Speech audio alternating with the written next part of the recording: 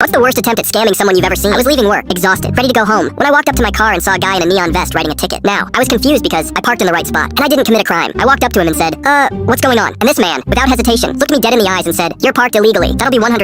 Now, I don't know much about parking enforcement, but I do know that you don't just hand over cash to some random dude in a vest. I told him, tickets don't work like that. I'll just pay it online. No, it has to be paid in cash, right now, or your car gets towed. So now, I'm in a standoff with some random dude holding a fake ticket while demanding I pay him like I'm in some mafia deal. At this point, I had a bad feeling. So I said, alright, let me just see your badge or credentials. And that's when everything changed. I don't need that. That's when I knew this guy was full of it. So instead of arguing, I walked inside and grabbed the real security guard from my work. The second the scammer saw him, his entire personality switched. Gone was the big bad parking enforcer. Now he was just some guy in a vest looking for an exit. The security guard walked up and said, "What's going on here?" And the scammer, who was just threatening to tow my car, said, nothing. And then he hit us with, "I was just heading home." Yeah, sure you were. Security wasn't buying it and called the cops before he could leave. And that's when this absolute genius made his next move. He ran. And when I say ran, I mean full sprint down the parking lot, weaving through cars like he was in an action movie. I watched as this grown man in a neon vest got tackled to the ground, kicking and screaming like a toddler in a tantrum. Now, instead of me paying a fine, he had to pay one.